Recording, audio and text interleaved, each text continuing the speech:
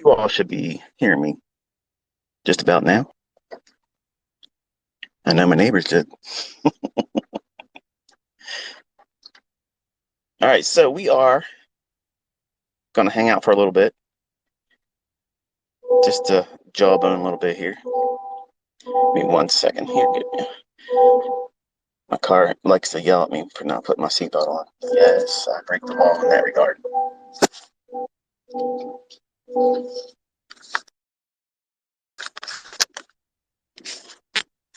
But for this one, I guess I'll have to wear it because it'll chime and chime and chime for a minute before it turns off. All right, so this week we had some non-farm payroll action. And in case you're wondering, if you don't want to be sitting through this, that it should be recorded. So that way you guys know that let's sit here and listen to this. You can come back to it later, I'm assuming. So one of the things that come up a lot is, why do I stay away from trading on Thursday and Friday, or even the afternoon session on Wednesdays on the first week of each month? And it's only to do with the inconsistencies with the market symmetry and the things that I call a signature and price action. They will come in and out.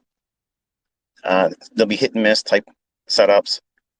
I've learned over the years that it's just better for me not to take these trading days with live money, because the probabilities are much lower than they are when they're not on those particular days. Not the same as like a FOMC. Like a FOMC day, I can sometimes go in after the FOMC announcement because it's created volatility. But ahead of the FOMC, I won't be in front of that, because it's basically a gamble. You don't know what they're going to do. For non-farm payroll, the elements about that week, and what you've learned hopefully this week, was that in the beginning of the week, this is what I teach my students, that Monday, Tuesday is kind of like your honeypot. You want to go into the market looking for your setups there. And if you don't find it, try to force it. You don't insist upon taking a trade. But if it presents it, you try to take it then. And then at the New York session on Wednesday, that's like your cutoff time. It's closing time. If you want to go in after that, just know that you're gambling. You're not doing what I've taught you and high-fiving me and putting up your trades and tweeting to me saying, thanks ICT, me for that, because I told you not to do it. Okay, so if you made money, that's on you. And if you lost money, guess what? That's on you too. But I see a lot of folks that will post, hey, what do you think about this? What do you think about that? And apparently they're not listening, because here's what I think. On Thursday and Friday, you shouldn't have been trading. That's what I think. And what do you do on those days? Well, basically, you're students, okay? You're learning. And even if you've been trading for a while, if you're listening to me, you are a student, okay? You're learning what it is that I do, whether you're going to use it or not. You're a student. So you don't want to be doing the things that I'm telling you not to do, because if you do that, you're wasting your time under my tutelage. You're not going to benefit from it. Apparently, some people like to come and they'll say, hey, look, ICT says don't do this, but I made money over here. Okay, that's fine. When it rains on everybody. Okay, that doesn't mean that you did something right that day. It just means that when I first started making money years ago, back in the 90s, I had 9 months of sheer luck, folks. And it's not painful for me to say now. It was painful at the time to admit to myself that I wasn't as good as I thought it was. Like, I thought that books that I purchased and VCR tapes and CDs and everything else, well, not CDs, but DVDs were coming up then. And I thought that logic was building me into a juggernaut. And, well, the only thing that was a juggernaut is how fast I blew the accounts. Because once the market started going into a trader's environment where everything stopped going parabolically one direction up, I discovered that I didn't know how to trade. And that was very painful to watch me blow not 1, not 2, not 3, not 4, but 5 accounts. 5 accounts in 1 year in the 90s, trying to force what I thought the books were working for me initially with. And it's a terrible experience, but when I tell you these things, what to avoid, what not to be doing, and then I see folks going out and doing the very thing I tell you not to do. And the worst thing that can happen is for you to find short-term success doing the things I tell you not to do. That's exactly the equivalent of what I was doing for 9 months in 1993. And it was not skill. That was luck. And you were lucky if you made money on Thursday. You were lucky on Friday if you made money. Now that the dust has settled, it's Saturday. If you look at the 5-minute price action on the E-mini S&P, now I don't have a chart in front of me, but I know what it looked like. It was very boring, very sloppy. Yes, there was a setup.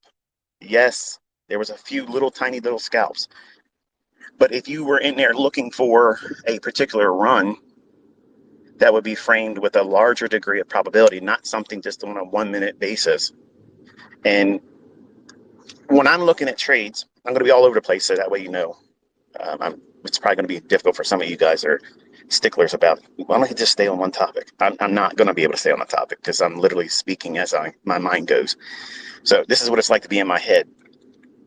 I may not completely close a topic, and if I don't act on something, obviously just tweet it to me in response to this post or this recording, and then I'll address it if it's something that's noteworthy. If it's something that's already been mentioned in other videos or things, and I'll pretty much just, I'll like your comment saying I read it, but doesn't mean that I'm going to answer it because I've already answered it somewhere else. But when I see folks posting that, hey, thanks ICT, I made this much money on Thursday or Friday of non-farm payroll week. I'm not going to high five that. Not because I'm ignoring you, not because I'm trying to be ignorant, but I'm trying to show you that you're doing the opposite of what I'm telling you to do. And some of you just simply want to have those war scars. Like you want to be able to go through what I went through, or anybody else that blows accounts. And, I got the war scars to prove I earned my stripes. If I could go back in time and I could have someone like what I'm trying to be, I'm doing my best to be the very thing that I was wanting to be, or not wanting to be, but wanting to learn from, someone that had the experience, had gone through the pain, suffered, lost real money, and then found a way to make money. That's somebody that I would have completely subscribed to, absolutely took everything they would have said to heart. And that's my motivation in doing all this stuff, because if I can save one of you from putting yourself through what I put myself through, then it's a success for me. But it's almost like a confessional too, because a lot of you look up to me as like the superhero kind of guy, and you view me as something that I'm not. I'm not like what many of you attribute characteristics like. It's undeserved. I'm an average little person. Okay, I'm not really a big deal. I came from a small town, and I was fortunate to find my way in certain circumstances, certain chance meetings, and I've been blessed by a really big God. And that's who's behind me. That's where I get the tenacity to stay with it. That's who kept me going when I didn't have an ICT encouraging me. It would have been great for me to have somebody to sit down like this and kind of like just talk to me, be a friend, be someone to encourage me, because I was in tears just about every other day back in the 90s. I was so frustrated. I used to work, and I'm thinking about it right now as I'm driving. On Saturdays, I would get up real early, and I used to do a vending route for a guy out in Owings Mills, Maryland. And I didn't make very much money, and you've all heard this story before, but I had to go service a nursing home on, I can't remember the name of the road. It'll come to me. Fayette Street, downtown in Baltimore. Not a really good neighborhood, and I was always wondering if I was going to get robbed. But I never did. But I spent 5 hours of my Saturday as a young man, just turning 20 years old, freshly divorced. And I would waste 5 hours of my Saturday servicing one account, and I would hate my life. Like, I hated it. I hated the fact that I knew my friends and my family were home, like you probably are right now. Some of you are probably working, some of you are listening at your job and you're cheating your boss. But I hated my life on these days. So every Saturday, I go out and I take a drive. Now I'll cycle through both of my Corvettes because I got to keep them moving and keep the battery life on them because I don't put a lot of miles on them. But I'm thinking out loud like I usually do on Saturdays, where I reflect on when I was a younger man, before I knew what I know now. And I was only making $315 a week. 50 of it was paid in under the table in cash for servicing that Saturday account. It would take me 5 hours to get up, drive out to Owings Mills from where I lived, pick the truck up, load up the things I need to put in the vending machines and go service it, drive down to Fayette Street, then drive back up to Owings Mills, fuel the truck up, do the whole thing. And the whole time, I'm looking at the clock thinking, I'm never going to be able to see my girlfriend on time. She's going to be upset. You know, the whole thing, every one of you young guys are thinking all the time. That was me. I did the same stuff. But while I was working and while I was driving to and from, I was looking for a way that I could come out of that. And I wanted to start my own vending business. Like, I was going to cutthroat the guy I was working with because he was underpaying me. He took advantage of me because his view was, and this is what happened. I was sitting in the back of the warehouse after one of my route days, and the guy's father, who really owned the business, came in, and real snooty Jewish man. Not that there's anything against Jews or anything like that, but this guy was a hardliner. Just, if you're not Jewish, then you're nobody. And he said, "Where's that young guy? Where'd you find him at?" Because I was always wanting to learn how to fix the machines. Like, I wanted to know everything because my intentions were, I'm going to make my own vending business. I didn't want to be an employee. I knew that when I was younger. But I heard him say, where'd you get him from? And he's like, he applied, and he was the one that kept calling wanting the job. So, and he comes, he never misses a day. Never misses a day. He's like, he looks like he's from Essex, Maryland. He goes, he is. He goes, yeah, you got to watch those guys from Essex. I literally wanted to crawl under a rock at that time. And that day struck a fire under my ass. I was like, you son of a bitch. Let me tell you what money making is all about. I'm going to find a way, and I'm going to come back here, and I'm going to show you sons of bitches what real money is. I crept underneath the dock door so that way they wouldn't hear me. Because I think at the time, Glenn, who was the boss, the manager, the son of the owner, his dad, Marty, he said something that day that literally got under my skin. And I was like, who the hell do you think you are? Now, let me paint a picture for you. This guy, he owned a lot of Section 8 real estate down in Baltimore, made $30,000 a month in Section 8 income, living as a slumlord, okay? His vending business, he had 3 routes. I ran one of them. My route did $147,000. And I guess that was the middle route. The largest one was ran by his cousin. And there was another guy that ran a smaller route that I think it did like $100,000. And granted, the business was 50-50. Whatever you paid, you basically made that. And then you had to take costs of any kind of employee or whatever. And we just simply got really dirt income. That day, when I went home, I talked to my uncle. And this is why I believe college is a scam. Okay. And I say it all the time. College is an absolute friggin' scam. I went to school after high school, did all the accelerated learning, all the additional things. And I was very high in math, science, and computer programming and operations. I was into all that stuff. When I was in 6th grade, I was making my own programs, making my own video games. Okay. It is what it is. Now, today, all the programming languages that are available, I don't keep up with it because I'm not trying to be a computer programmer. I'm not trying to be an employee, and I could care less. But that day when I came home and that employer of mine offended me without knowing that he offended me, obviously I couldn't quit because I needed the money. But I talked to my uncle, who was a University of Maryland graduate in finance and business management. And I said to him, I said, what would you do if this happened? And I explained what I just told you. And he was like, what did I ask? Like, did you say anything to him? I said, no, I was embarrassed. Like, I mean, I'm from Middle River, which is across the street, basically, from Essex, which is down the street from Dundalk, Maryland. Okay. And they are like the armpits of Maryland. Okay. Like, as far as like white trash, like that's the areas where you see it from. And I can say that because I came up from it. So a lot of good people live in there and they still do. But generally, you get the Rough Riders from that area. And some folks that are from this area, when they hear me talk, they can hear, like when I say use, like that's a slang that you can basically tell if somebody's from, Middle River, Essex, Dundalk, that vicinity. We all have that kind of vernacular, that little accent.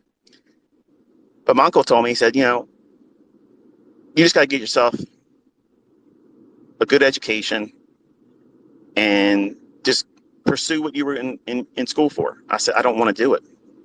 Like, I don't want to do it. When I got out, I couldn't get a job with all the programming. I couldn't do it. I studied COBOL, CICS, Pascal, Basic, C++, and I didn't want to be in the video game making.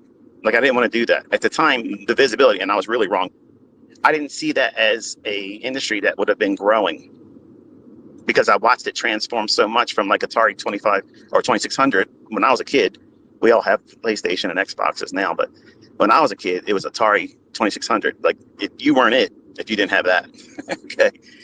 So I've watched all the transitions and I was like, I just think it evolves too fast and I just don't see myself being able to do that. But I was wrong in that regard, because if I would have gotten into game making, I probably would have done well. But, and I know this probably has nothing to do with trading, and some of you are like, man, get to the point. The point is you all ask how I think and interpret and how I got to where I am and how do I get through all the struggles. Well, this is one of those struggles that lit a fire under my ass. A boss literally basically said that I was trash. Didn't say the words trash, but that's what it is. So when I talked to my uncle that day when I came home, because I actually lived with them, I rented a room and board, $50 a week. And I told him, I said, Uncle Stan, I'm mad. Like, I'm pissed off at this guy. Like, I want to go back and tell him off, but if I do, he's going to fire me. He's like, well, the best way to live well is, the best revenge is to live well. You just go and do something better for yourself. And then when it's time, leave. But I didn't have an answer for how to do that. Like, I didn't know what it is that I would be doing to make money. Not that I was making a lot of it under them, but I spent an average of 13 hours a day doing that garbage job and listening to his lies, saying, I'm going to make you a route manager one day and you would be $500 a week. Now, $500 a week back then in 1990, 91? 91. I literally swallowed that hook, line, and sinker thinking $500, that's mad money. Like, that's crazy money back then. $500 is nothing. Like, my stop loss per tick is like that now. So the bottom line is I was pissed off and I wanted to find a way. I wanted to find a way to get out of that situation. And my uncle's advice was go back to school and pursue more of the languages that are available today. Now, this is a guy who I love. He was a father figure in a period of my time of growing up. He let me move into his home and they treated me very good. But this is the same person, and this is what I said, don't take life advice from people that have a lot of drama in their life. And there's people out there that critique me very hard, and they assume the things I talk about and say aren't good advice. But if you look around, there's a lot of folks, since I've been public teaching, they're showing the results. They're doing those funded accounts. I'm seeing people getting paid, not just the acceptance of these funded accounts. And I'm not going to sit here and rep anyone's company because I don't have any affiliation. And please, if you're part of those companies, don't reach out to me anymore because I'm not going to, rep you. I don't do those things. Just like brokers, I don't rep a broker either. I'm not introducing broker. I'm not trying to get you to do anything except for invest in time with yourself and believe in yourself, because I'm telling you right now, going to college is the biggest fucking scam you'll ever do. And I don't care if you make money because you went to college. The world has changed. Look around. Look around. People have no idea what's about to come. They have no idea what's coming. I've been talking to my students, telling them before Trump got elected, I said all of this stuff was coming. It's in video, it's documented, period. The things that are coming, you're not ready for. Your job is not guaranteed. Your boss thinks the same way about you, like I just described my old boss when I was a young man. They're not going to tell you because they can get a lot of trouble today, where, you know, back then, a lot of things, you know, you can get away with a lot of things back then.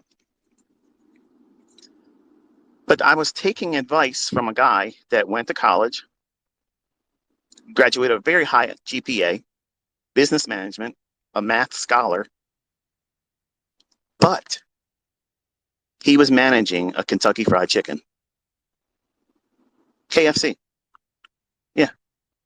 Here's my uncle, the guy I learned about trading from, who couldn't make money outside of the first initial plunge into it, where he made money to buy a condominium down in Ocean City in Sugar.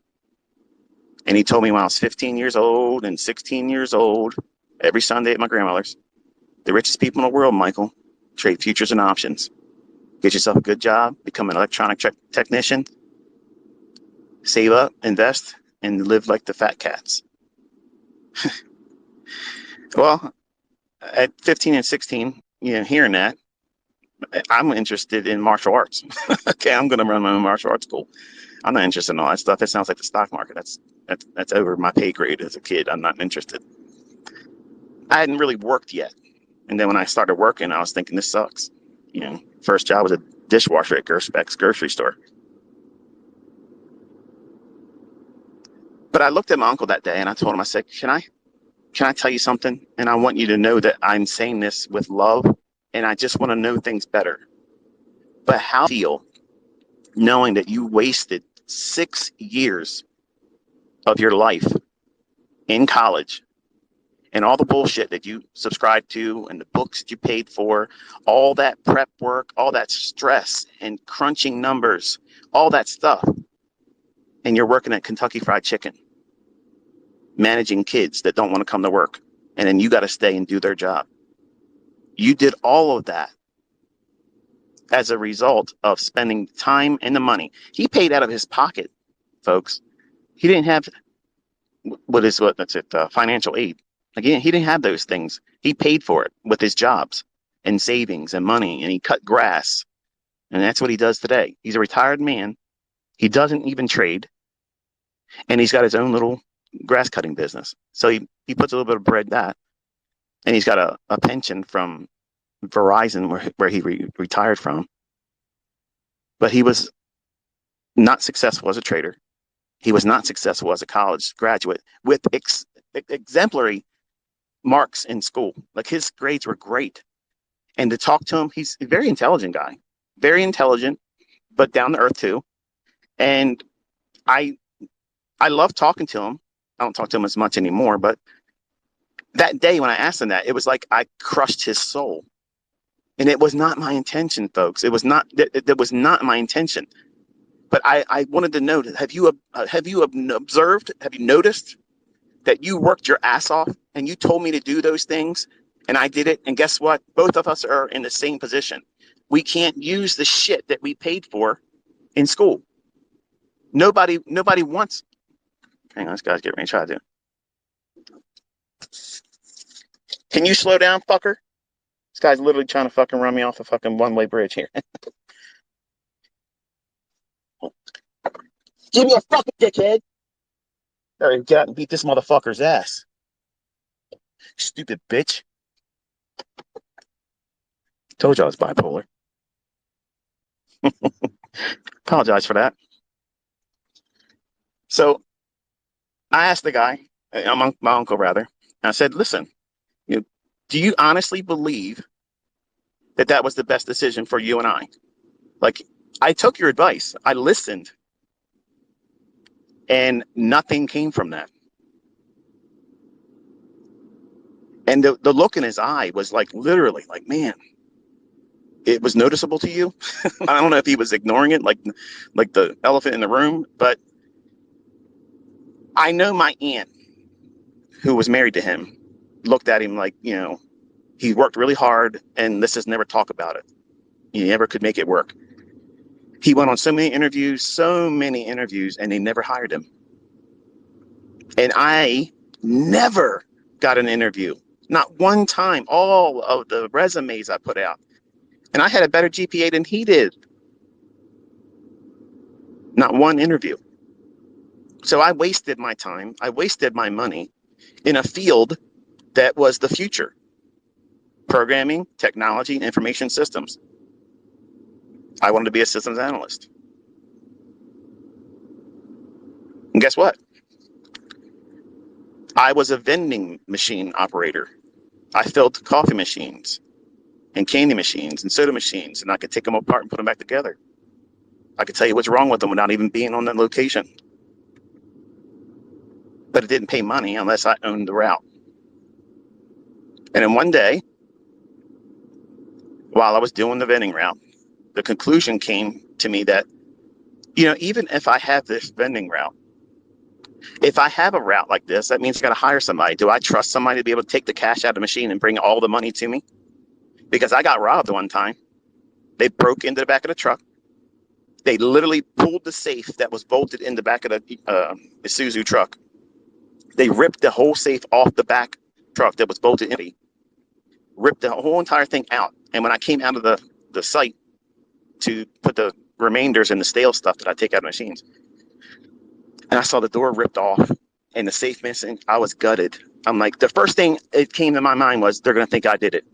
That was exactly what I thought. Why did I think that? Why would I go to that conclusion immediately? Because of that piece of shit that you got to watch those guys from Essex. And I've been honest. I haven't even missed a day. I've never missed a day. I came to work all the time.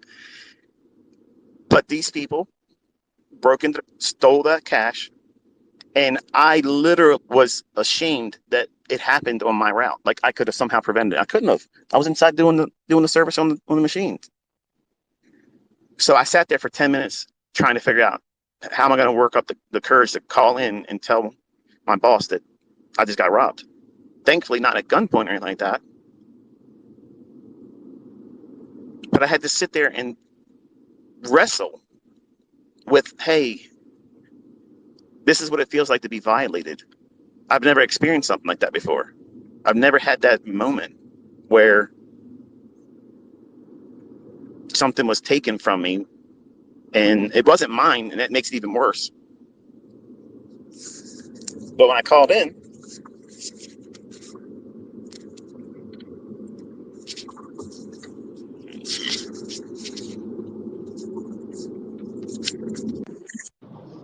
to talk to the owner of the company, I said, I just got robbed.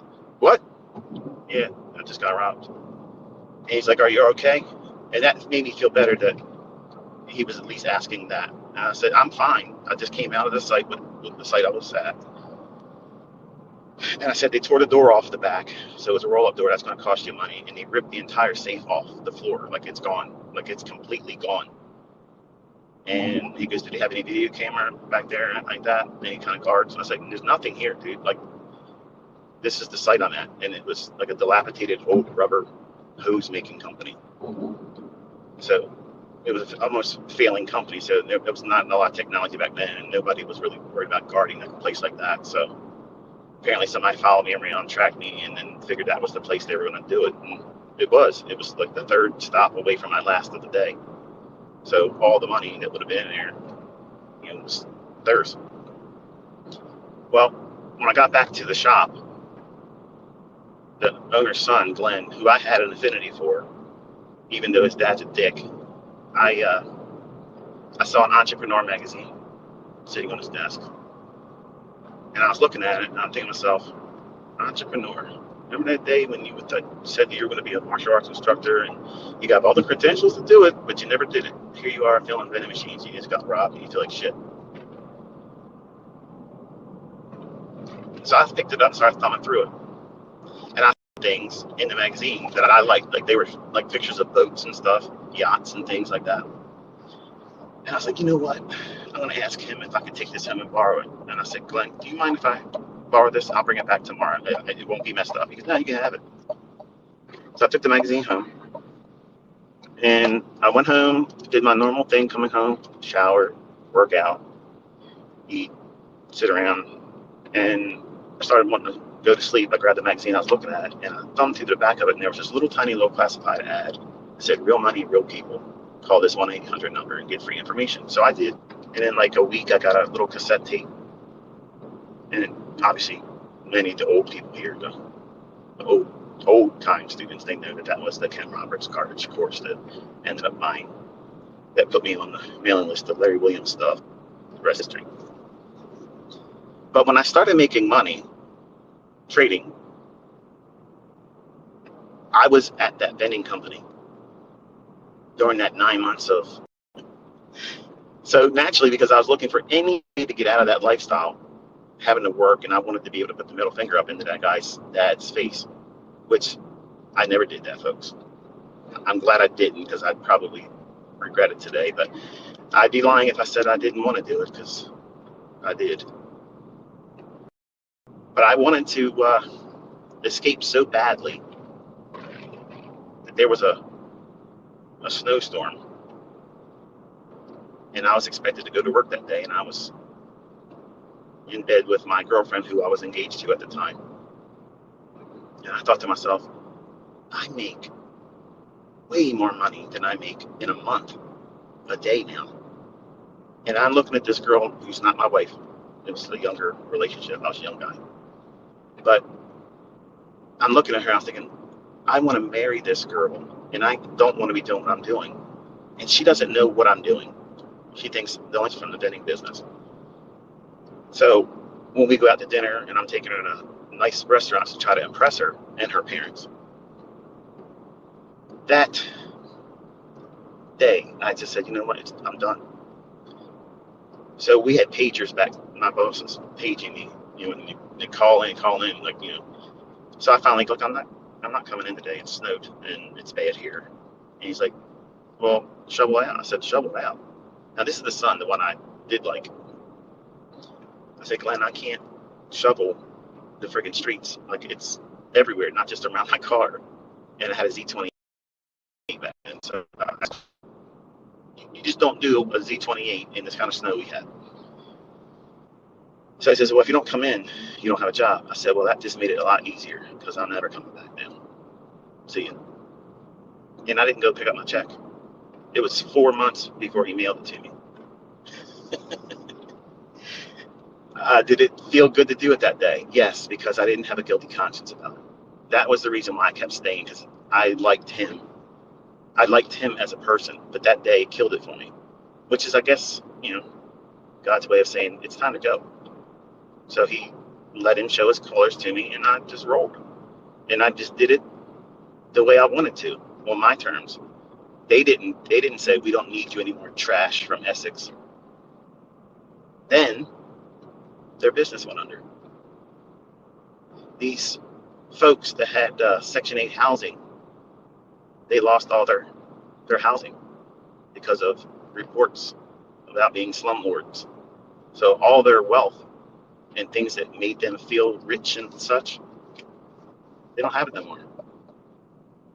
But I look at myself every Saturday, and it sounds venomous the way I'm saying it now. It's only because I'm talking to you like you're in the car with me right now. And I'm reliving these painful, emotional moments that were real. These are not made up things, folks. I ate garbage, okay, just like all of you do. I was not exempt from that. You hear me talk, and it sounds like this guy was just pressed out of a mold. He never had any hardships. It was a silver spoon in his mouth, and this is no. I had this If I knew when I was younger, and it's not because I'm lazy, because I'm not lazy.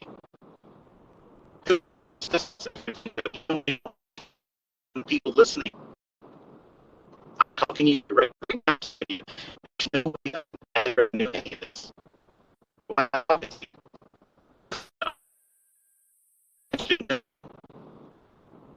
I'm a real person. I'm through these things, just like you're going through your things right now. And you'll think about this conversation when you're older and you have more experience behind you. And then when you've succeeded, you'll say, you know what? I remember that time when ICT was out there driving around, almost beat somebody's ass for almost running off a road. That day, he said some things that really resonated with me. And it made sense at that time later on, not so much meaningful to you right now because they're my experiences. Maybe you don't have the hardships that you live with. And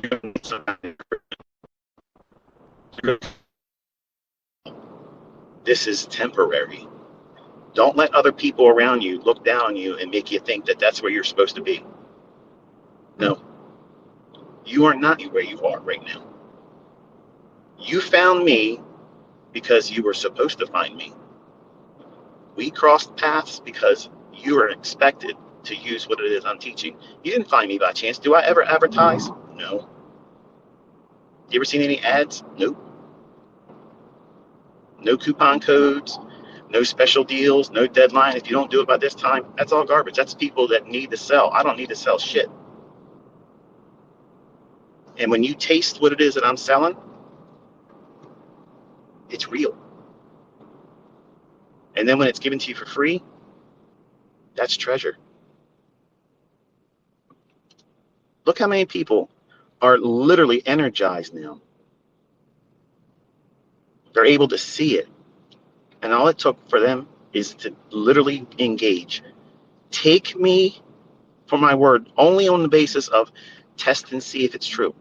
It costs you nothing but time. If I'm a fraud, if it doesn't work, you'll know right away. I didn't have that, folks. I didn't have those things. Hang on.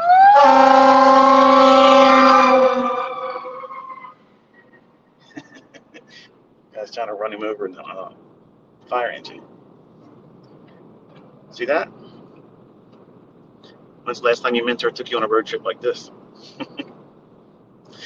Almost had cops show up. So when you go through these moments where you feel like you're not going to be able to do this, just know that I had those all the time. And I had good, well-meaning people around me, and they didn't inspire me. In fact, they were weights around my neck. They kept me from being positive. I had to dig in deep on myself. And it was me basically going to war with that guy's perception of me. You got to watch those guys from Essex, Maryland. Like I'm some freaking meth head selling crack on a corner somewhere. I was a model employee. That's the guy you want that never misses a day, that works over and doesn't expect anything extra and believes that in time that the employer will reward them for their loyalty and work ethic. And I was taken advantage of. But guess what? I'm not complaining about that. I'm glad it shaped me into that's who I was before I started working for them. My grandfather made that in me. So college is a fucking scam. It's a scam. You will not go to college now, get a career, making a high degree of income with a great degree of consistency and longevity, because your business is not guaranteed to you. What did 2020 show you? The rules have changed. There's a second one here. I don't see any smoke, but I'm bringing it today. And Lamborghini, hey brother, I see you.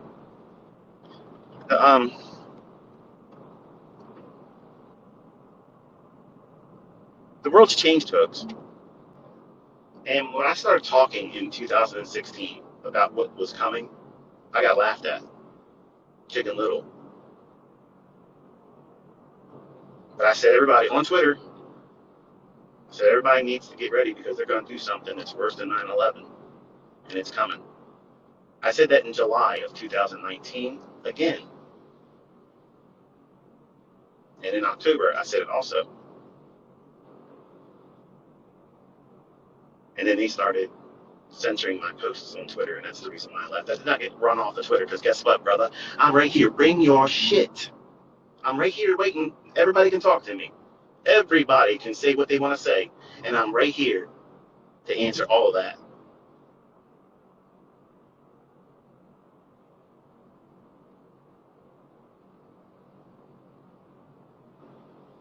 So on Saturdays, I take a drive, and I get to reflect on the choices I made, just like I tell you to on those community posts.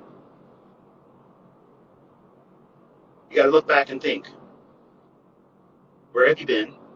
What are you doing right now? Where are you heading? Are you still on task? Have you lost your bearings? Are you lost? Do you even know what you're doing? Did you even do anything last week that contributed to growing?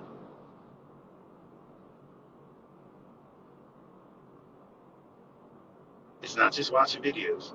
It's not looking at tweets and community posts. It's you rolling your sleeves up and getting out there and getting dirty in it, doing it wrong, and learning from that. That's the part that I thought was the prevention for me, though. Like, I looked at it like, I'm never going to get this. I'm never going to get this. And my aunt would come in, knock on the door, and hear me weeping in there. Like, are you okay? Yeah, I'm just frustrated. What's wrong? You won't understand. And she wouldn't have. Even my uncle wouldn't have understood. Because I was trading live money, doing trades that I could not really realistically afford. And when they went bad, they were bad. But when they were good, I contained that. And I kept telling myself, this is how you keep going. When they look at you, and they look down at you, and they think that you're a friggin' bum, that you're never going to amount to anything because you live below your means, guess what? They don't know the real you. They can't see the real you. The real you is that person that knows that you don't have it yet right now. You know it right now. You don't have your power to do it yet, but you know you're getting there. And you're not going to take no for an answer. You're not going to be right. No one's going to convince you that you can't do it. No one's going to sell you an idea that's going to distract you and prolong the process. You know that you know that you know. Once you get that mindset, that's what's needed. You need to be doing that. Once you arrive at that point, it's just a matter of time, folks. It's just a matter of time, and how much time is it going to be? I don't know. It's everybody's different. But I can tell you, I had a plan that I did not want to be working when I was 40 years old. So I was willing to give up at that time half of my life to get to where I wanted to be at. And where I wanted to be at was financially independent. And I started with trying to earn and save $1,000 a month. And folks, that shit got real easy. Real easy. And then when you start getting these mile markers, you don't need cheerleaders around you. You don't need anybody to tell you, that boy, that girl, you're going to do it. Keep doing what you're doing. Because your bank account tells you that. Your bank account tells you, you're doing shit right, man. Who cares who believes you? Who's going to convince you when you got millions of dollars in the bank? Who do you need to tell you that you finally arrived? You need somebody to talk to you? You need Tony Robbins to talk to you about how you're doing a good job? You got 7 digits floating around in multiple banks. You need Tony Robbins to tell you you're doing a good job. No. You don't need that. All you need to do is show up, put the work in, and do it consistently. If you do that, look around, folks. These people that are just now discovering themselves in what I'm teaching, nobody's going to convince them otherwise now. They tasted it already.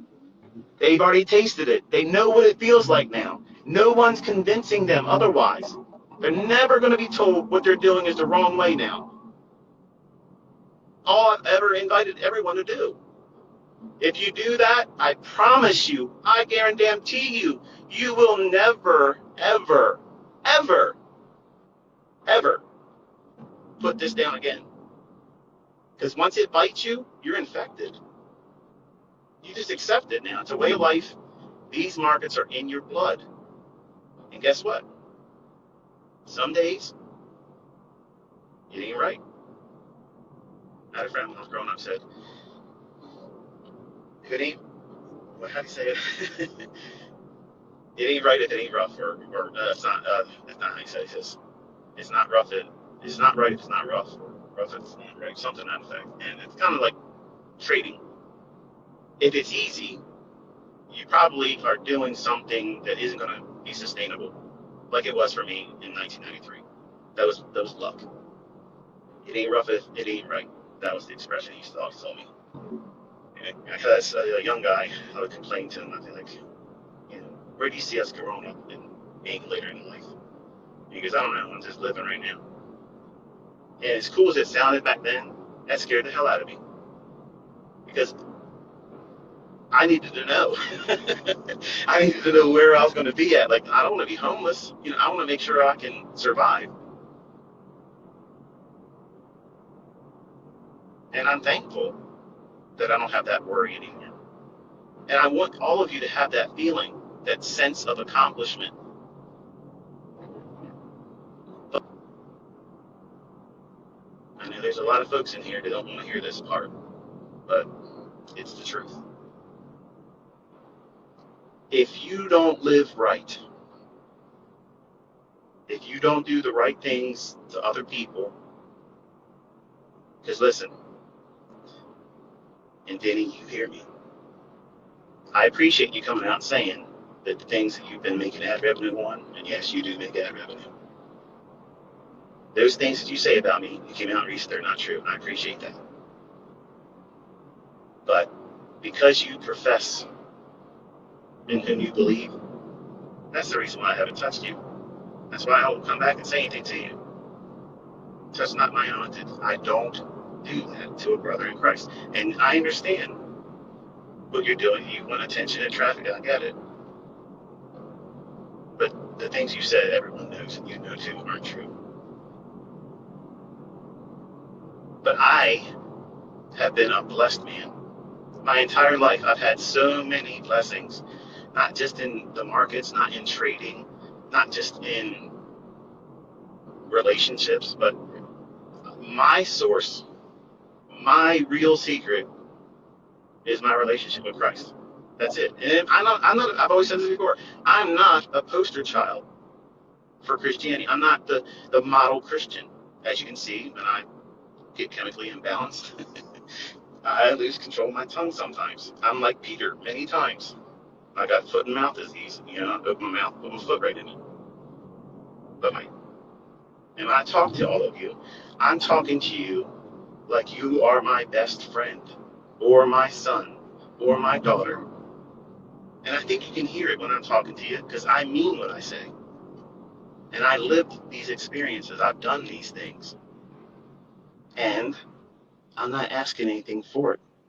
I've proven that. I've did millions and millions of dollars a year for 6 years, and I chose to stop. I guarantee you, if I went on Twitter right now and said, okay, I'm opening up shop right now, and in Jesus' name, I swear to God, I'm never doing this again. But I'm telling you, if I did it right now and posted it on Twitter, I'll open up the mentorship again, even if I doubled the price, I'd probably have millions of dollars in the PayPal account before Monday. This is the way it is. And you should be thankful that I don't do that. I don't need to do that. I don't want to do it. So if my experience was, I see this guy, he comes out and says these things that I do, and then watch all these other people prove that they can do it. They're recording their entries, their management on YouTube. That should encourage you. And then to watch this person step away from making millions of easy money. It's real easy. but it's hard managing all the personalities. So if I'm going to manage all your personalities, I'm going to do it where there's no business tie between us. And we understand that the work is all yours. And you know I'm motivated because I love doing this. And you want someone to teach you that's passionate. You want somebody that's basically lukewarm? No. You want somebody that's on fire, that literally lives and breathes this stuff. And I have done that for 30 years. I absolutely love this industry. I love this business. I love the people. I love the whole idea of it, the lifestyle, everything. And it isn't about Lambo lifestyle. It's about peace of mind, knowing that I don't need your friggin' paychecks. I don't need to ask for permission if I can go on vacation. I'm going to tell you how much money I'm making this week.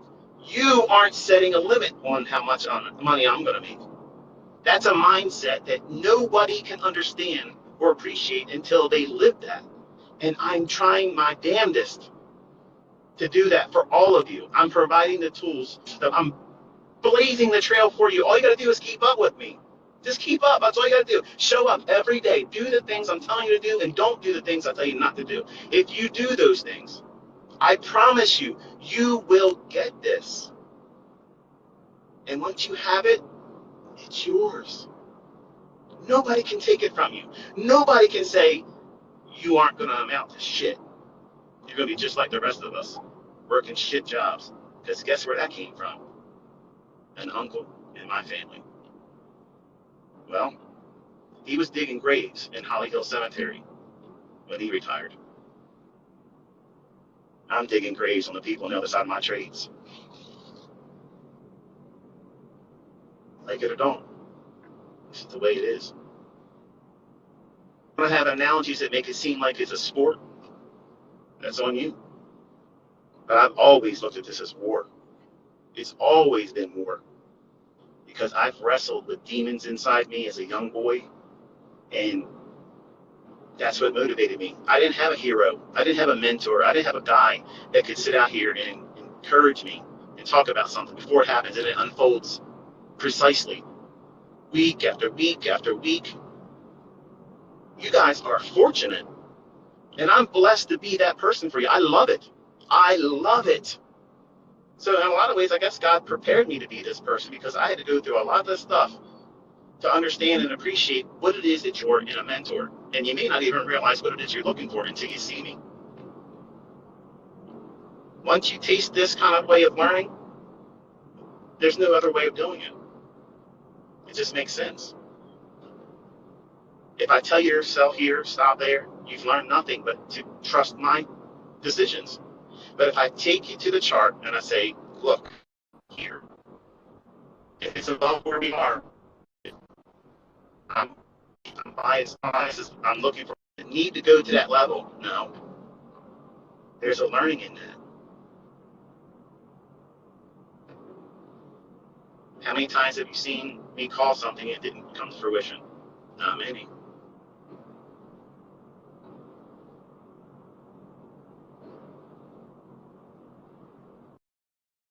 Oh, my son. Obviously, some of the guys out there, they're afraid that their all account challenge is going to get trumped by my son, who was a neophyte. I think I've already done that so far. The broker that my son uses reached out to him and said, two things you need: circle trader Michael J. Huddleston, your father, and is he posting your statements? And how does he have access to your statements? And we're probably going to close your account if you do have a response. And respond to each one independently. So, what difference does it make if I'm his father? And who the fuck business is it if he wants to put his own trade statements in my email box or put them online if he wants to? I've never seen a broker ever say something like that. Like, why wouldn't they want someone that shows accountability? Makes you wonder, doesn't it? Now, He hasn't reported any trouble whatsoever with them clearing his trades. So I was kind of shocked when he pushed it and I texted me showing him, hey, Dad, this is what they emailed me. What do I do? He replied to him, tell him the truth. You're going to lie to him. What are you going to lie for? I think I think they're afraid that it's me behind his trades, and that would be against the law, and no, that's not going on. And how else would someone that entered and opened the account up admitting that they don't have any experience all of a sudden runs up from the lows he had that month? If I was broke, I'd be wondering too. But he's pushing the buttons. And if they choose to close his account, that's fine. There's plenty of other brokers out there. But as far as what he's trading, I sit with him.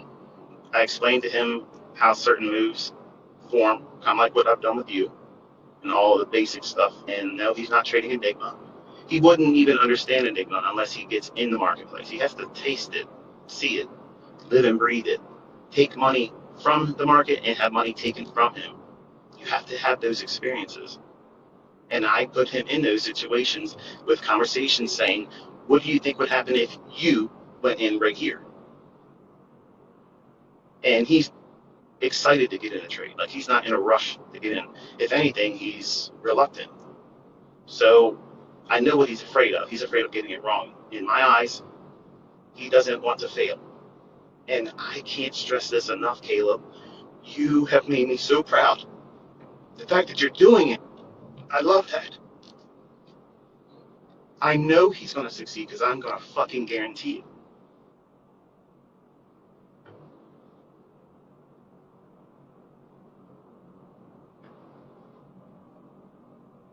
But it's hard for me to him because he wants to walk in my sight flawlessly. And I don't expect that of any of my kids. And when you have kids, or if you have them, you know what it means to feel that. They can't do anything wrong because they're your kids. They make bad decisions, but they're still your kids.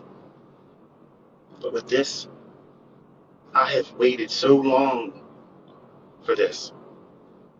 And I'm pouring my everything to him. And I don't want him to be fearful of losing. Fearful of losing. Losing, that is a tax on success. You're going to have losers, man. It's just the way it is. I lose, I get it wrong, it doesn't matter. I still beat their ass. That's the way you have to look at it. Every sports team, every sport, they don't win every down, every inning, every whatever the hell it is. I'm not even a sports fan. I'm trying to draw out other analogies because some of you don't like to hear the war story stuff. But every day isn't going to be a winning day. And I want him to understand that if he does this and he has a losing day, I'm not looking down on him on that. I want to see, does it affect you on the other side of that loss? That's what I'm interested in as his father and as his instructor in terms of trading. I want to see, how does it affect him mentally? Because I'm going to tell you right now, when I was younger, when I lost, I was fucking pissed off. I hated everybody. I could have easily snapped the neck of somebody that came up to me as soon as I dusted $3,500 on a trade that I knew damn well 20 minutes before I should have got out of that thing. But now, the next person that speaks to me, it's his fault. You did this to me, you know what I mean? You know what I'm talking about. So many wives and girlfriends and boyfriends have suffered so many times. Did that time cause that pain? And you want to find some way to put an outlet on it that takes it away from you. But that's what trading is. You eat it and you swallow it. It's good medicine because it makes you the trader. That bad stuff that happens to you, that's what every wildly profitable trader has done a lot of. They ate that. They took those shots. And they kept going. That's why many of you are absolutely you're going to find that this is the most impossible thing for you to do. And it's impossible for everybody in the beginning. until you get that mindset I mentioned earlier, where you know what? Nothing's going to deter me from doing this. I know it's going to feel like I want to quit sometimes. It's going to feel like this is a bunch of shit. I can't do it. I can't learn this. I'm frustrated. It didn't do what I want. I don't even know what the hell the bias is. Everybody's asking all the time, bias, bias, bias. I am literally teaching you bias, folks. I'm taking you into the chart, telling you, here it is. This is what I'm pointing to. If it's above the market, is that a bearish bias? No. If I'm pointing below the market price, and I'm saying, look at this level here, note that. Is that bullish? No. I'm teaching you by doing it with you. I'm showing you. I'm teaching you how to avoid when you're going to blow your account. I know that intimately. I did a lot of that in the 90s. I got no problem telling you. I got medals. I got purple hearts, okay, for blowing out accounts in the 1990s. I did it in stunning fashion. It was style. I did it while in a truck, working 13 hours a day, driving with my left foot laying on the steering wheel, going over the T-bridge. High winds. That's like trading full margin, no stop. And that's how I was trading market, crude oil market, gold futures. I was doing all that stuff and losing my ass the whole time doing it. Well, blew that account. It's going to take me 6 weeks to save up another amount to get it. But guess what? Nobody could have told me ever that was a dumb decision. Because I knew in my heart, I have tasted what it feels like to win. And those wins were more than my monthly income gross. Let that bug bite you. And it'll never leave you alone. It'll never, ever leave you alone. So you might as well just roll your sleeves up, accept the fact that it's going to take some work, it's going to take some effort on your part, put in the time and the work, defer all your weekend warrior stuff that you want to hang out with your buddies and go out with your girlfriends and go buy what's on sale. Stop all that. Invest your time and your money in yourself. Because I'm telling you right now, there isn't anybody, I don't know anybody that went to college that makes as much money as I have. I don't know anybody like that. College didn't do that for them. Now, business owners, yeah, that's the way you do it. But employees, my opinion is even an average, consistently profitable trader will slap the money bags out of the best of any employee of any company. Because you're not limited. That company says how much you're going to make. You're an employee. You're subservient. I'm not subservient to anybody. Well, the Lord. But outside of him, I ain't got to listen to nobody. Nobody tells me what my schedule is. No one tells me what I can and can't. Nobody puts a limit on how much I can earn. And folks, listen, I got out of the teaching business, but I could roll right into a signal service right now. I'm not going to, just so you know. But if you learn how to do this, you don't need to have money to do it. You don't need, learn the skill set and then prove to everyone online that you can do it consistently. I guarantee you, they will throw money at you. They will throw it at you if they could just watch what you're doing beforehand. I teach this with my students all the time.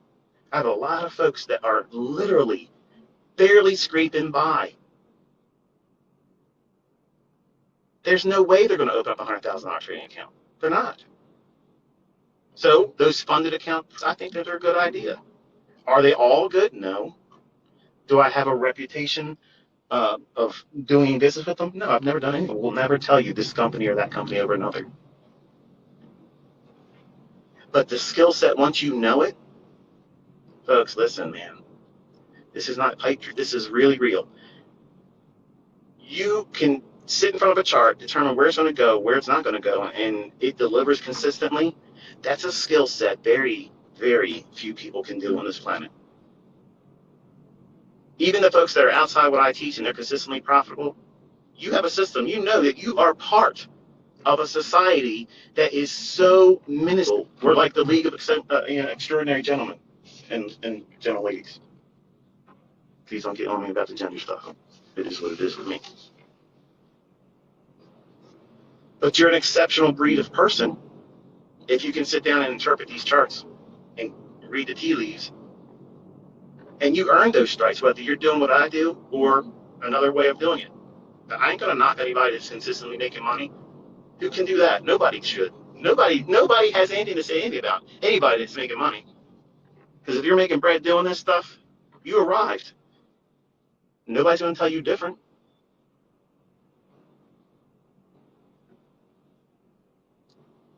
So I drive around on Saturday and I think about how I'm gonna improve my son. And I basically congratulate myself every week. Kind of like Snoop Dogg, I like to thank myself. I like to thank me. I like to thank myself. I do that, but also I talk to God. I thank Him for most of everything I have is His. He gives it to me. But the model my son's working on, this is the second Lamborghini I saw.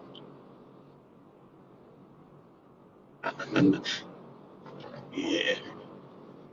There's a green one earlier when I said it, and I was a late one there. I'm up here by Rushtown Road. I took the same drive up to the Krispy Kreme that the private investigators that never got paid follow me around. I got to twist the knife when I can, folks. But I talk to my son a lot about what he wants to do, like where he sees himself. Now, he obviously knows that we can live way, way more affluent than I do. He, because he's been working, warehouse job, work second shift. I think he goes in 3 o'clock and gets off at 11 is the normal end time. Sometimes they keep him over if there's things they got to finish. And he does all the heavy lifting part. He stacks up stuff, puts it on pallets, and he's not doing an easy job for a lot of money. It's for him because he's not muscular. He's not built like a shit brick house. He's literally, a young thin guy. So he's working hard. Back hurts him all the time now. And I knew if I left him in it long enough, he would come to me with that desire and outwardly, some of you out here may be judgmental about that. But tell you this: when I was raised by my grandfather, because my father is absolutely a contract murderer. His name is Michael Joe Howington. He is serving 2 consecutive life sentences plus 20 years, and he picked up more time when he broke out of Maryland Penitentiary in 1983. Okay, so there you go. My grandfather raised me, and he raised me as a hard-line Navy man. Laziness was not accepted. You have because you earned it. If you didn't earn it, you don't have it. And when I was younger, I was going to just give money to my kids, and I talked about how I was going to do it openly. And a lot of folks really, hey, look, you think this is a good idea? And at first I was pissed off, like, hell, you tell me how to raise my kids. But one guy sat and wrote an email to me one day. He says to me, like, Michael, I love what you do. I think you're a genuinely nice guy, but I don't think it's a good idea for you to give your kids money. You should make them earn it. And he went through a list of reasons why, blah, blah, blah. And he actually talked about how he was given money by his father, and he went all the wrong directions. And in fact, that's what got my father where he was. My biological father, Michael Joe Howington, who is, again, in Jessup, Maryland House of Corrections. Look it up if you want to, do the research on it. He was a murderer. He did it for money because he had a heroin addiction that he picked up when he was in Vietnam. Before he went to Vietnam, he was drafted. He didn't want to join it. My mother and him got together. Obviously, he was one of those guys that came from a family that had money. Not a lot of money, but they had money. And they gave him the apartment. They set him up, and they got him a car, several cars, always gave him cash, and he was spoiled. And he did shit that, spoiled people do. Made stupid decisions. He got married and then slept with my mom when she was underage. Supposed to be born. She was going to abort me. He told her, I'm going to cut your throat ear to ear if you kill that baby. And that's the reason why you hear my voice. That's the only thing my father did for me. He's never spent any time with me. He never did anything with me, ever. But my grandfather raised me. I lived with him. So, my son Caleb, I pushed him into a similar step. He has grandparents that are not doing well. My mother-in-law, she has cancer, lung cancer. She's got like half of one lung, a little less than half of one lung. And her husband is failing. Like, we don't even know how long he's going to be around. We're surprised he's still here. So my son does two things. He lives with them to help them in many ways, like a hospice. Not that they're on their deathbed, but he does a lot of things for them that they can't physically do. And he works his second shift job when they are resting in the evening time. So for the assholes out there that try to judge my parenting or my kids, none of my kids are profitable, successful millionaire traders that I'm about to make money. My oldest son, he invested in crypto, made a little bit of money last year, and I told him, get out, please listen to me, son. Nope, just the way it is. We had a falling out because he wanted a house and set him up with cash, and he wanted to be like my dad, and I told him I'm not going to do that. And we have not talked since then. He does things in his life that I live, and some of them could get him in trouble. But he doesn't listen. But he's his own man, and he'll have to take those consequences. But he has lost a lot of his money because he didn't listen. I told all of you crypto was going to crash. I don't trade crypto, so please stop asking me about it. I'm not going to talk about how my concepts work or don't work in them. I don't believe in crypto. So if you're trading crypto and you made money, congratulations. But don't attribute it to me because I didn't help you do it. But if you lose money, don't complain to me because I said don't use it. But I say to my son Caleb all the time, I'm like, look, you've never complained about any of the things that you're going through right now. And that's exactly how I was. I didn't complain that I had to stay within an earshot, that I had to be right around the corner to take my grandmother to the bathroom because she couldn't walk. I didn't complain about that. I just thought that's what I had to do. What was I going to compare it to? I didn't have anything else to compare it to. Just like Caleb. So now he has the right mindset. Out of all my children, he has the right mindset. He has worked menial jobs and made nothing, hates his friggin' career, okay, because it's not even a career. It barely gives him any money. His back hurts every single day, and he wants to finally do his own thing. That's the fertile mind that I need. He knows what it tastes like to be living like that. He never one time complained, Dad, can you just do this for me? He's never asked me for anything. He's never done that. My other kids always ask. That's normal, I guess. But Caleb wants to just be able to earn enough money to not worry about money. He's not even trying to be rich. And that's how you get rich. Hear that, folks? You get rich when you don't try to get rich. When you do something with passion that you want to do well because you enjoy it and you love it, you need to make trading like that. And that starts by doing analysis and loving the analysis, back testing, reading price charts, and just pouring over top of it and not finding anything else that would be more interesting except for your relationships. Because they're important. You got to balance that.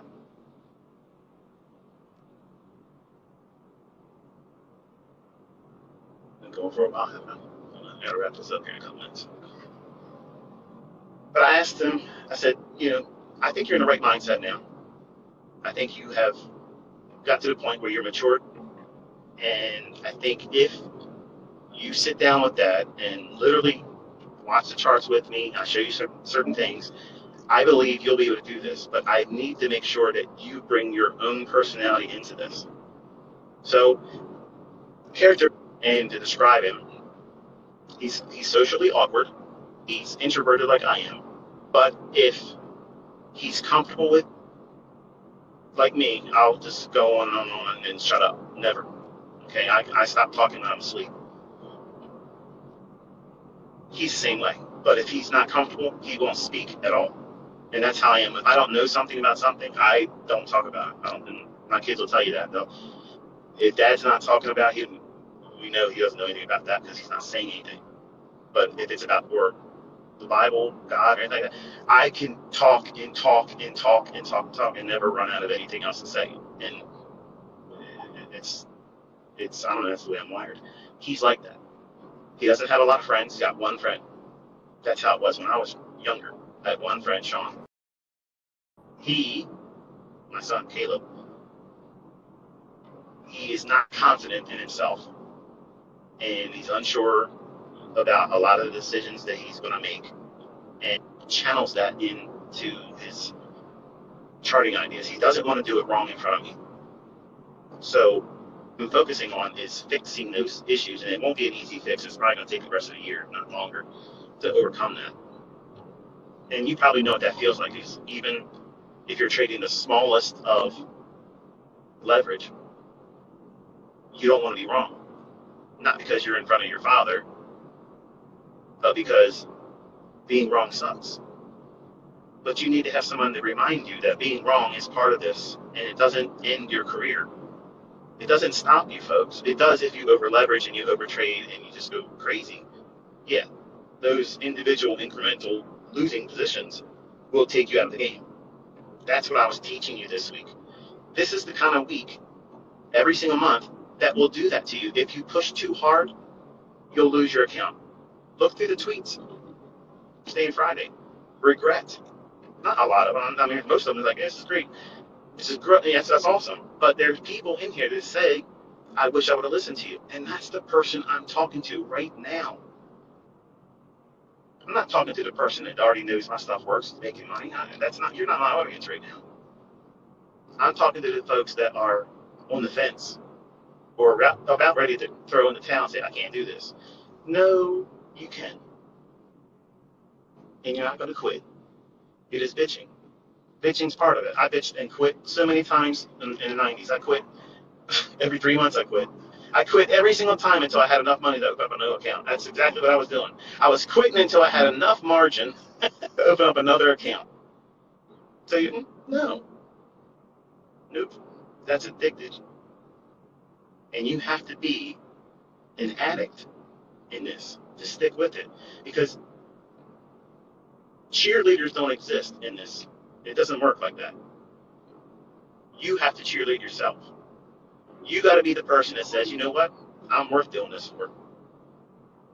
And it doesn't seem conventional. It doesn't make any sense that you would expect to sit in front of these charts and look at these lines wiggling and waggling and expect them to be translating into income going into your bank account. But guess what, folks? That's exactly, when you do it right, that's exactly what happens. But if you do it wrong, and you will do it wrong, I do it wrong, you're going to do it wrong, or sometimes the market's just going to suddenly do something that you didn't expect. And guess what? That usually happens when it's not from hero week for me. So that's the reason why I don't trade it. Period. It's simple. I don't know why it's hard for some of you to get that logic. I don't have an edge in those days. You might. Congratulations. Kudos to you. I'm not knocking you if you can. I'm not here trying to size up anybody because you made money on Thursday and Friday. I don't care about that.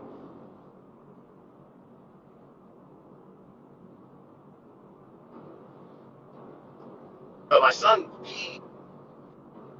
because he's indecisive, because he's unsure about himself, I'm kind of like guiding him into a model that seeks 5 points.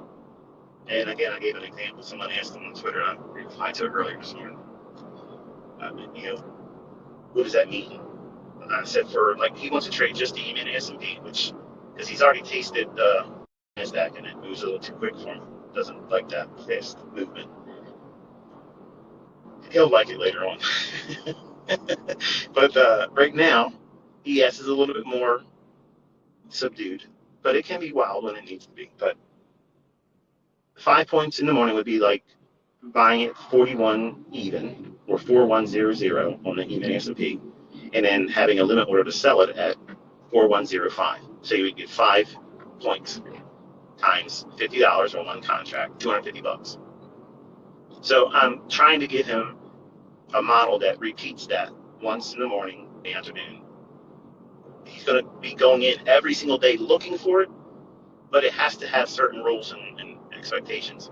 And once we settle in on that, I promise you, I will share what it is he's doing, because I'm going to tell you what he's made with it. So it's not a demo account. Okay. If we have to use a different broker, and say AMP closes his account, I'm going to make their statements that he gave me. I'm going to give him the form with me to show him anyway. So they're not stopping that. Okay, but to keep his account open and let them sleep at night by not posting it while he's trading with them, then he won't do it. But I don't need to make anything photoshopped or fake. If I'm going to Photoshop something, I'm going to Photoshop, a mustache or a beard, something stupid. Trading, I don't need to make anything fake about that. Okay, I can do it. And just like you're learning, you're going to learn how to do it. And it's fun. When people doubt you, I know a lot of young guys want to get out here and just smash everybody's head. You ever ask yourself why you want to do that? Why? What is it about it? Because some of you really want to go out there and vehemently defend me. Like, I need you to defend my honor. I don't need it on me. I enjoy it. Bottom line is this. If you feel like you got to go out there and prove yourself, listen, folks, this is for the young guys. And Danny, this is you too. You were scarred. Sometime in your life, you had something cut you so bad that you had something taken from you. Somebody that you loved cut you so deeply that now you have a wound that nothing can fill it except for you proving to them that you are better than they thought you were. You were worth more than they thought you were, and then hurt you. And you want to prove it to them. But because you can't prove it to them, you're going to prove it to anybody and everyone that gets in front of you. And I tell you this because that's how I live my life. I can't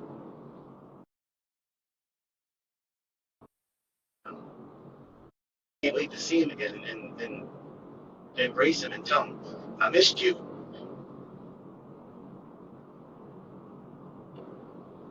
And I hope that he's proud of me.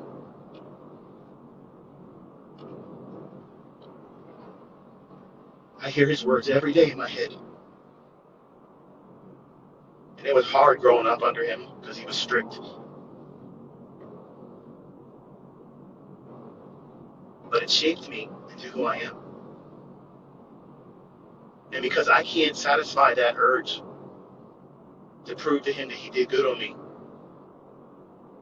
when I was younger, I flexed on everybody. Everybody for it. And I'm about to turn 50 in a couple weeks. And it's weird when you start looking at that age. And some of you young guys don't think it's going to happen to you anytime soon, but it's quick. It gets here real quick. You start looking at things differently, and things don't matter like they feel like they matter for you right now.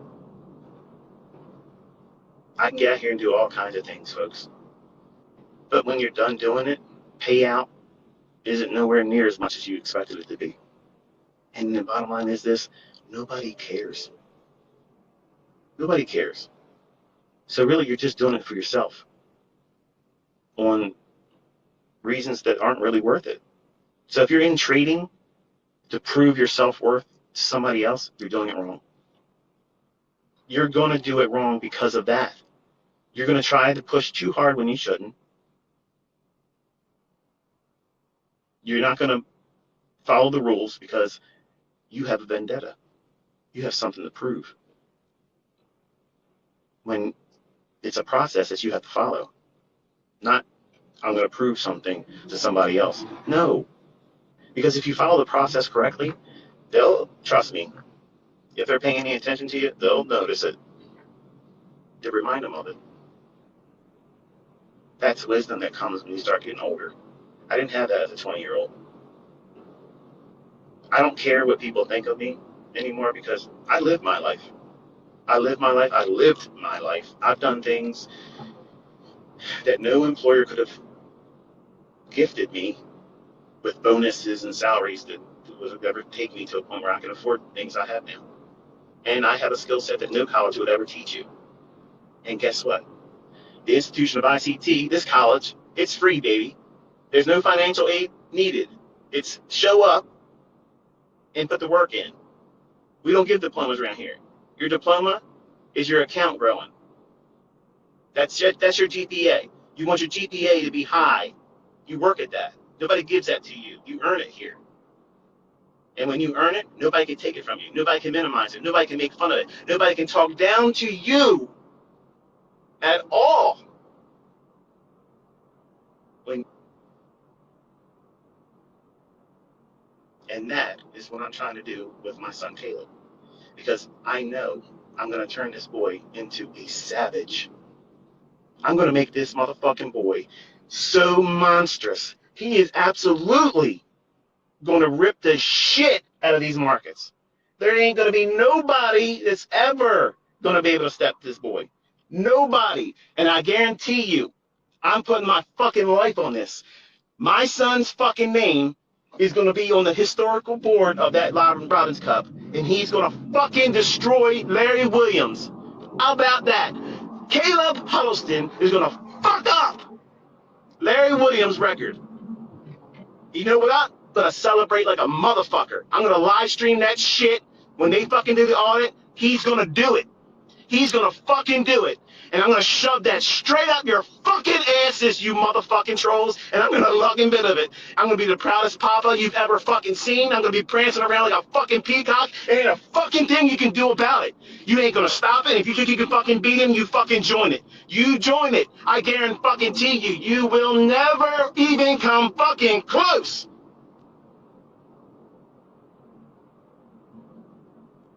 You like that crescendo? It's coming. Until next time.